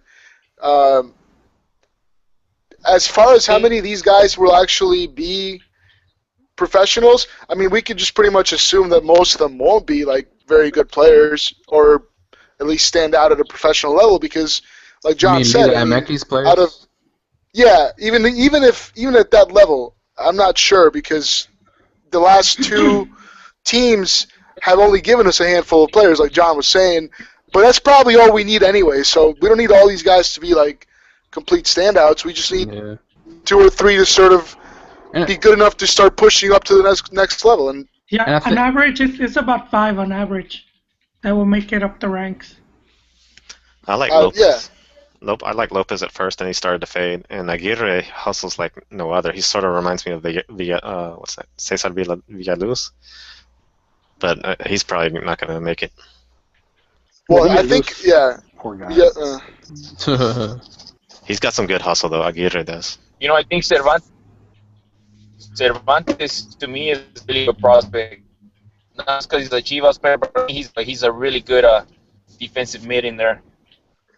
Right. Well, Beto just said that Pablo Lopez sort of started dipping a little bit, and I think the opposite is true of Cervantes. I think he grew into the tournament and really became a player that was very, very interesting. He does a lot of things very well, and if you look at that tandem of Lopez and Cervantes, they're not the most physically imposing players, but they were extremely smart, and they really did know what to do with the ball, and that's encouraging. I mean, I don't. As far as weak links, like if we were to think about the under-20, their next turn, these guys going into the under-20 World Cup in 2 years, it's hard to see a lot of players you would switch out of the starting 11 right now, and that's right now. I think that with the 2013 team, there's players you could say were not really going to be part of the cycle going forward. As under-23s, under-20s. Which do you think, Kevin Lara? Yeah, I think Lara. I think he doesn't have the speed to play on the wing. Yeah, you're right. And you notice he was not. You know what? I mean, he's a nifty player. He's very skillful, and when he moved centrally, I think he had a better influence on the game. But just on the wing, they had a chance. They had a chance in that game to go up 2-3-0 in the first 10 minutes, and they blew him in the And with a team like Nigeria, you can't let a team like Nigeria once they get a whiff of the first goal. They're like sharks, man. It's true. There's blood in the water. True. It was the right wingers. What's his name? The Nigerian winger. That guy's amazing, man. Is it Okwonko? I think it's Okwonko or something like that. I think that's the guy you're talking about. Individually, Nigeria did have some very, very bright moments, especially after they scored. When they tied the game, Mexico they just clamped up a little bit, and that was bad because Nigeria had like 10 or 12, 13 minutes there where they were just kind of like really, after the first 15 minutes, they really got the ball and they just started looking for that goal. And once they got it, I mean, Mexico came out really well in the second half. But then, like Catracho was saying, they smelled blood and they took their chances. And that's really what it came down to. I think the subs didn't help the team. I think Arteaga choked on the subs. Well, the best players were on the field, essentially, besides Edwin Lara, There was that was what worried me, because if there wasn't anyone to bring off the bench, I mean, Gurrola was decent, right now, Gomez as well, but I think you should have brought him on instead. I don't know. I didn't get the feeling like the subs were going to make a difference. The real question is how many of those Nigerians are over the age of 17? Yes, that's the real question. I think with the MRI scanning, they're close enough to where it doesn't make. I mean, maybe some of them might be like 18. I don't think it makes a big difference. I saw a tweet that they were celebrating with their grandchildren after the game, though. I will say this about Nigeria, and I think that's why they have such a huge advantage at this level, is the fact that they're just, they've just developed faster than other folks, and it gives them a huge advantage. And there's a reason why they've won this thing, 6 or 7 times, or however many times they've won it, because their growth spurts are different than others. And well, I mean, not to be racist or anything, but if you just look at West Africa, what? Your audio died. Genetically, those give us Google, man. Google heard the word racist and they muted him immediately. Wow, that's amazing. No. If you just look at West Africa's period, you just genetically they probably don't have to do a push-up a day in their life, but they'll probably have ripped biceps. I've seen it. I've seen it by my house, dude. They have great metabolism, so to speak. That's the natural strength. Man. But speaking of skill from these guys, the game before was in Mali.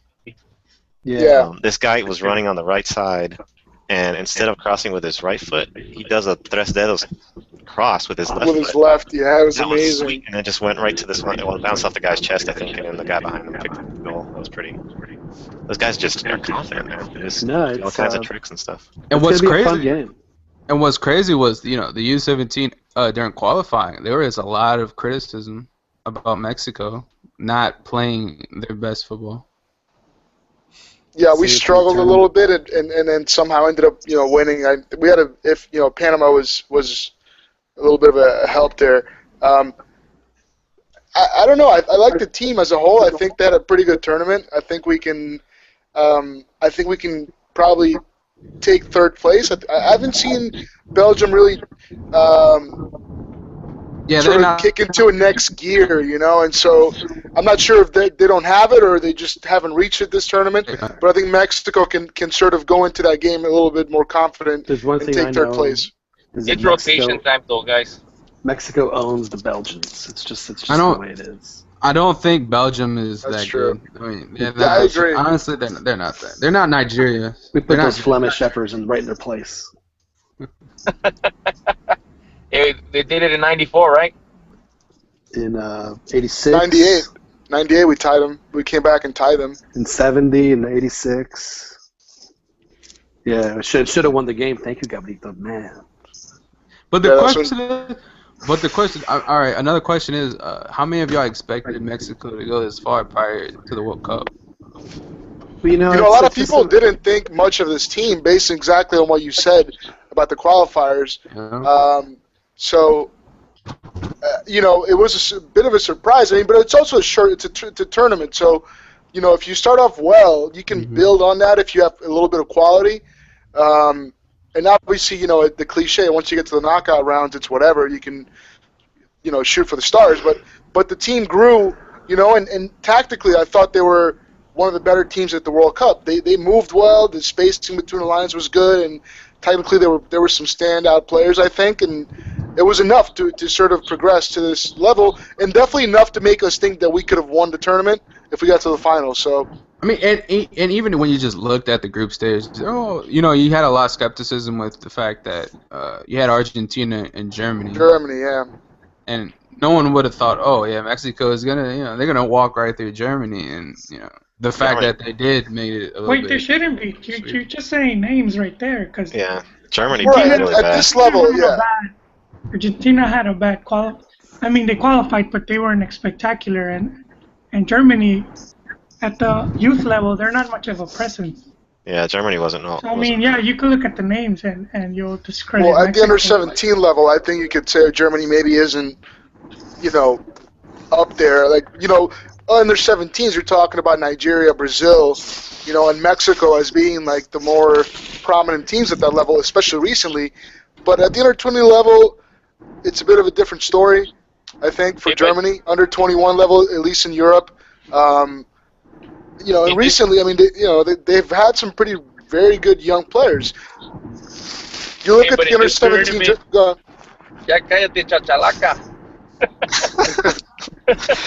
Hey, no, but what I was going to add about Germany is in this tournament, they pretty much tore open Argentina, right? In the second game, they beat Australia in their first game. What was it? I forgot the scores, but I mean, they really tore Argentina a new one. So I think in this tournament, Germany was kind of, they were showing they're improving at the youth level at least, or taking this tournament more seriously.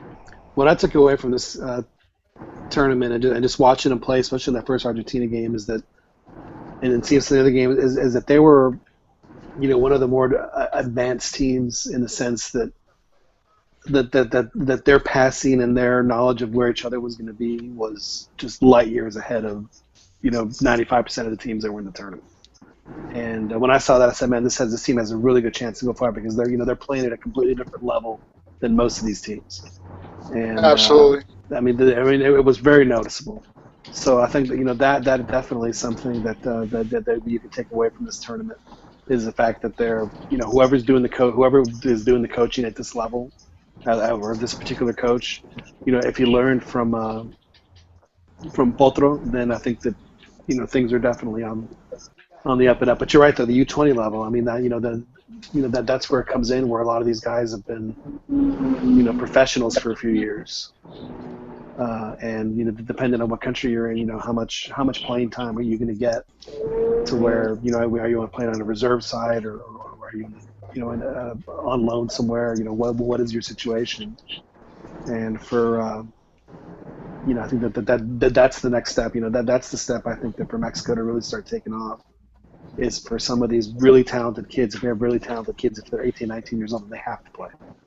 They have to be able to get that experience. And, okay, but maybe they need to transition them, kind of not rush them too soon to the first team, but kind of, let them kind of make their way up without kind of artificially. Well, that's fine. I mean, and if that's the case, then then send them on loan to the second division. But just to have them on your team just to sell tickets and not play them, I mean, what's the point? John, second division is just as bad. There'll be like a 40-year-old Uruguayo dude getting the playing time. Well, then, if that's the case, then maybe it's time to start thinking about loaning these guys out to different countries. But you know what? It's interesting. You mentioned it. La Volpe was talking about making second division into just Mexican players. That would be a great idea, I think. Or at least, if they're going to have foreigners, they could only have like three maximum instead of 11 or whatever the hell it is. Hey, how much do you guys think that the difference in quality between Nigeria and Mexico? Because I remember hearing most of the Nigerians, they were in Europe already and in youth clubs, youth academies out there. Individually, they had more talent. I thought, as far as the way they played as a team, I thought Mexico was far superior. But individually, I think some guys were faster, they were stronger. Some guys had their ways to get around it, but as far as the team goes, I thought Mexico played much better as a team. I thought majority of the Nigerian U17s played in Nigeria. Well, they get the African players on pennies on the dollar. And obviously, they have a lot of scouts. European clubs have a lot of scouts in Africa and stuff. So I have a question. Like most like francophone countries in Africa, the French-speaking ones. Yep.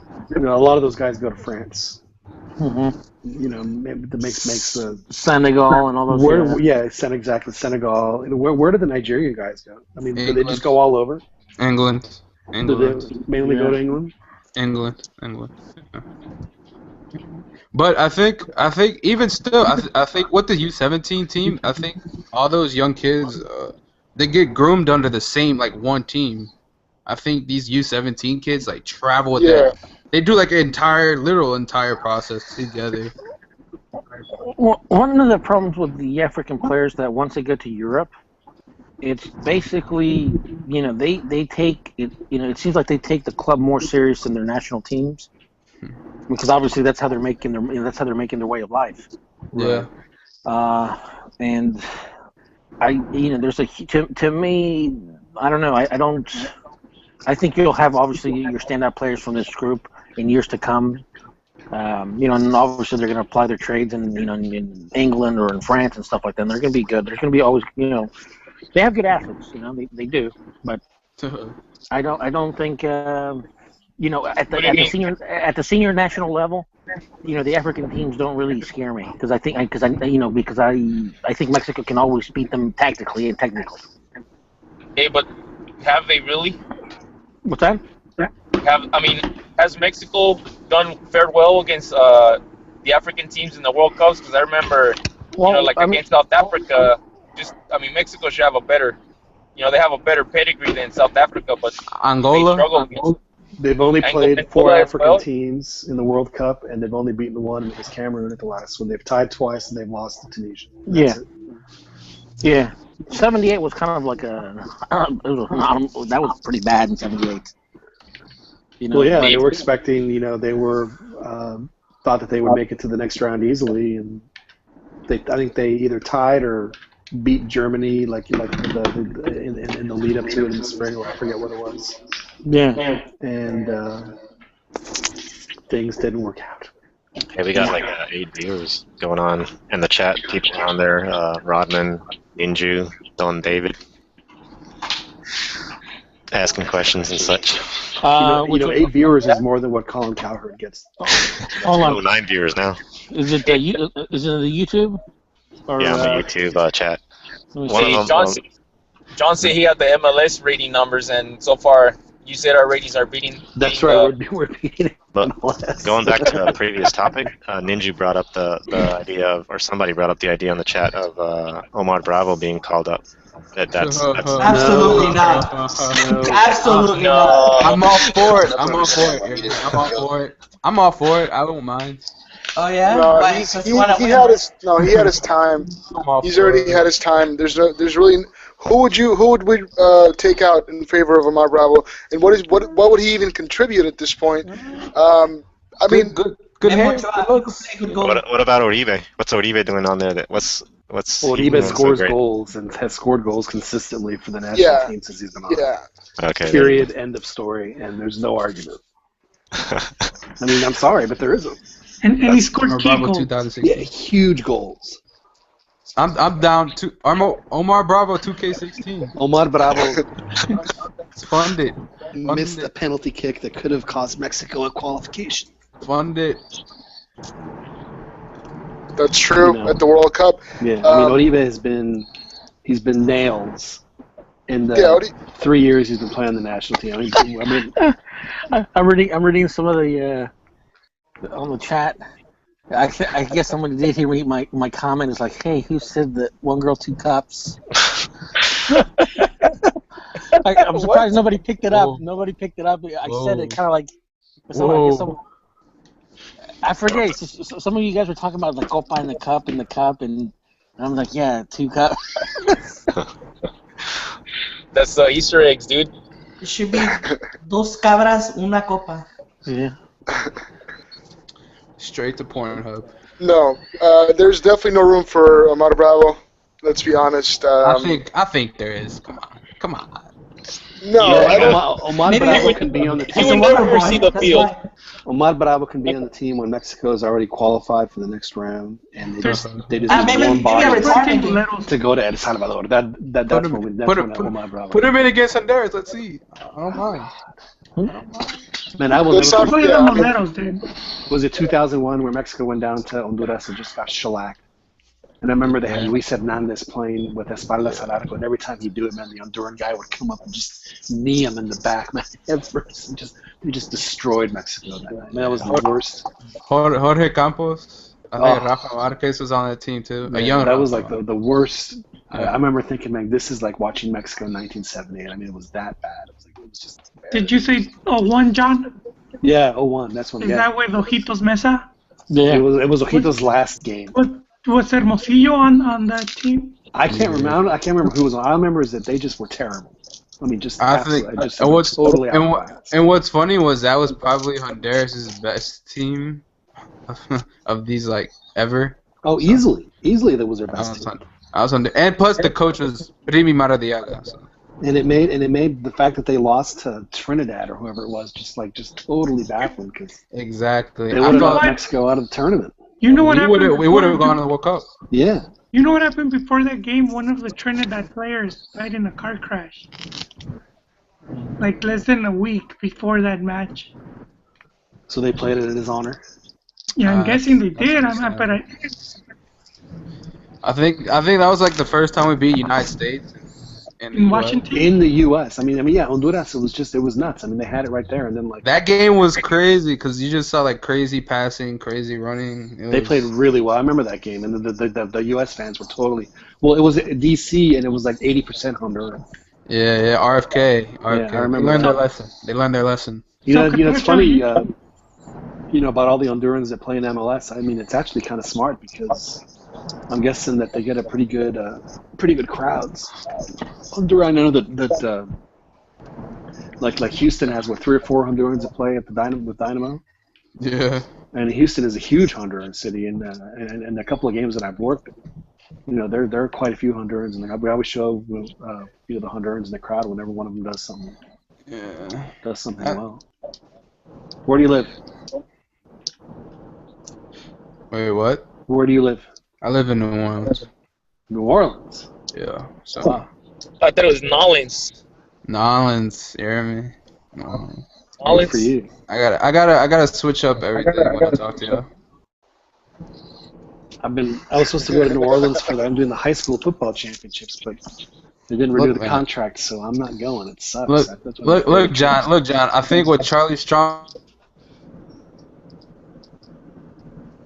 I think we lost him. Thank God. It sounded like it was going to be bad. So. Maybe a hurricane got him. I think he. No. There he is. Oh man, I'm watching the parade right now in Contacto Deportivo. Good nice. Lord. There's still the parade's still going on. Wow. Hey, I told you guys in Twitter that Cup's gonna tour the state, man. Because right now in November is Fiesta month in Jalisco. So brace yourselves. Lots of good video. All the banda's gonna be touring with the trophy. Wow. Good times.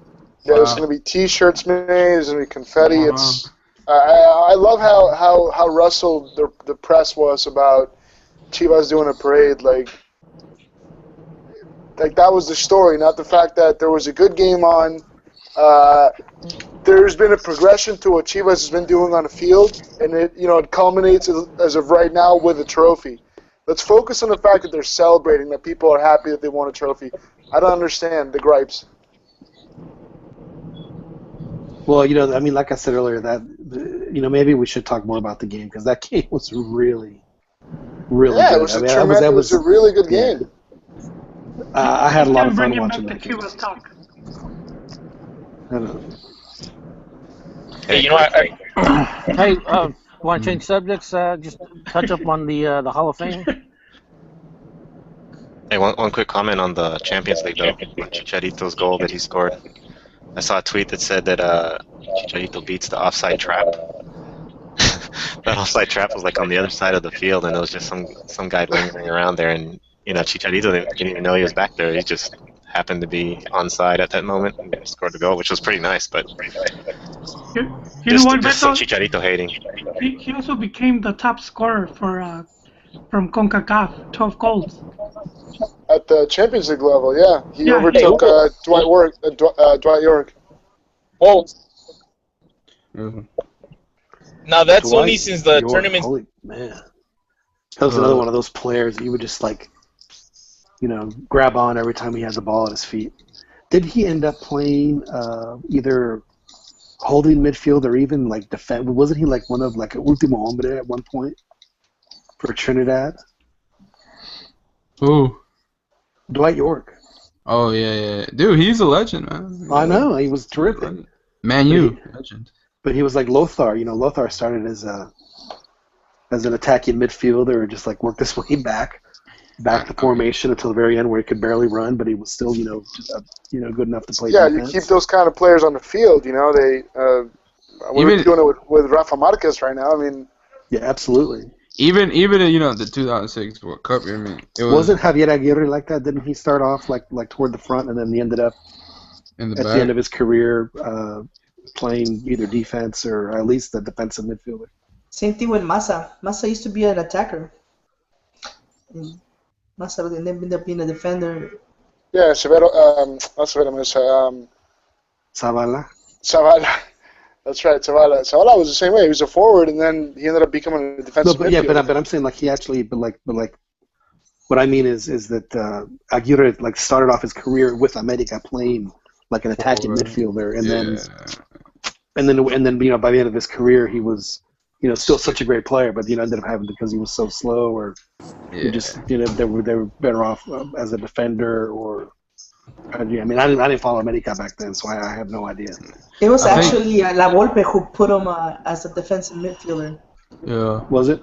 Yeah, it was La Volpe who discovered him there. And he's a great eye for talent, Sent him to Europe and everything too, right? Wait, La Volpe was with America in the late 80s? No, 90s. 96. Oh, okay. Was Aguirre still playing back then?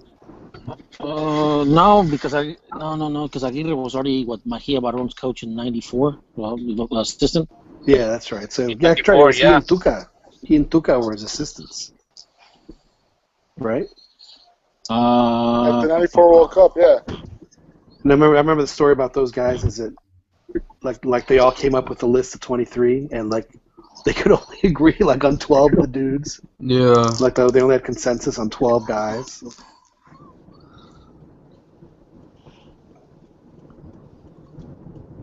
Well, John, yes. John, I mean, how hard is it being a Texas fan right now? I mean, I think that the realistic sense of it is that this thing is going to take time, and if it doesn't work out, then it doesn't work out with the coach. But you got to give him a couple of years. I mean, he's trying to completely change the way things were done. I mean, just to go in a completely opposite direction, and hopefully the people that write fat checks will keep their patience, because otherwise it'll take another 2 or 3 years, and we'll see what happens. Need to go get you one of them Nigerians, man. There's plenty of Nigerians on the team. It's just it's going to be slow. It's all right. These things happen. It goes in cycles, and then. Last time this happened, Texas went on a 15-year run, so we'll take that. The Deep South is where the true football talent resides. Yeah. Well, that's not really true.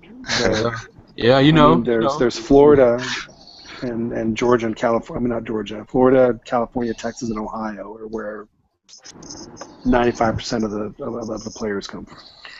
But I remember a couple of years. I remember when I was an undergrad. I remember reading an article how they poach a lot of Texas players, and they ended up going to other states. So I mean, I know that Texas produces a lot of good players. It's just for some reason they always seem to be going elsewhere. Well, there's, like you said, I mean, they produce a lot of players. There's more than enough to go around. But the thing now is that Texas is just not that good anymore, and then just better avenues for better competition in the state of Texas that you don't have. For now, no, you're absolutely right. There are 2 other teams that are playing better, but again, it's all cyclical. A&M and TCU. Well, you guys talking about pointy football or football? But A&M, the Neanderthal game. A&M is A&M. I mean, I can't put it any other way. I mean, it's just. It can't be any worse than being a Laker fan. Oh, believe me, it can.